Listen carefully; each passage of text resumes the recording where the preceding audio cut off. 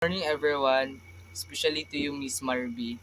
My name is Judiber O. Ulan Ulan from grade 12 EBM. This is my output called genogram. As you can see, this is my genogram. Hindi siya maklaro guys, kaya pangit ang quality sa akong cam. As you can see here is Ulan Ulan family,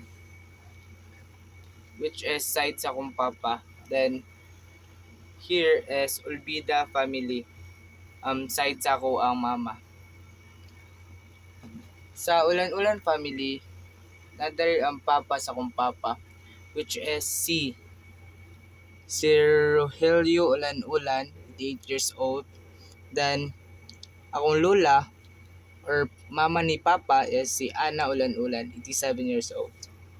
Then here, sa Olvida family, here is si lolo nako, papa ni mama is si Rodolfo si Olvida, 88 years old. Then si lola nako, si Pasita G. Olvida, 86 years old. Here, this is my papa, si Arturo Ulan-Ulan, 64 years old. Then here is ko mama si Juliet Olvida, 60 years old. As you can see guys, mao ni akong genogram because daghan man gud mi na magigsuon like 10 mi ka buok. Then here sa akong genogram no, kita ninyo first is me, which is ako man ang youngest sa mga pamilya. Maklaro. Here, ano siya? Judiber O. Ulan-Ulan, 16 years old. Then, akong kuya, this one, si Joberson O. Ulan-Ulan, 21 years old. Then, si kuya nako na si Jofilmar O. Ulan-Ulan, 24 years old. Then, his wife, pero dili sila kasal guys. Si Kristen Moring, 24 years old. Nasa lay anak, so include na ko sila. Ang pangalan sa ilang anak kay si Stacy Ulan-Ulan, 6 years old. Kaya dili pa man sila kasal, pero ang gidala sa apelyido silang anak is Ulan-Ulan, same sa mo, aside sa kung ang kuya. Then proceed ta diri sa akong kuya. Si Arjefel O. Ulan-Ulan, 26 years old. Then ate nako si Arvijin O. Ulan-Ulan, 27 years old. Then si Ara Christine O. Ulan-Ulan, 29 years old. And her husband, si Charles Tan, 31 years old. They also had anak, duha, kung ate. Ang name sa ilang anak is kay si Sophia Kate Ulan-Ulan, 7 years old. Then si Shane Claire Ulan-Ulan, 12 years old. Here, presento sa akong isa kuya. Same gyapon sila guys sa akong isa kuya diri kay dili man sila kasalgod, so maong Ulan-Ulan gyapon ang ilang gitala nga apelyido.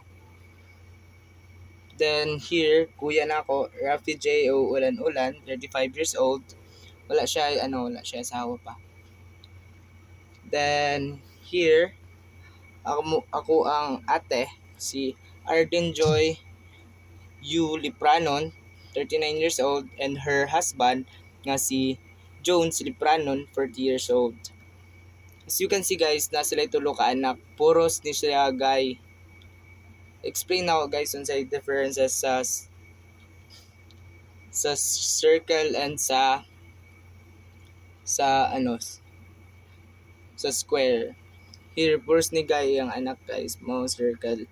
So Ivan Jones U. Lipranon, 15 years old. Then si Alex Jan U. Lipranon, 9 years old. Then si Kian U. Lipranon, 7 years old.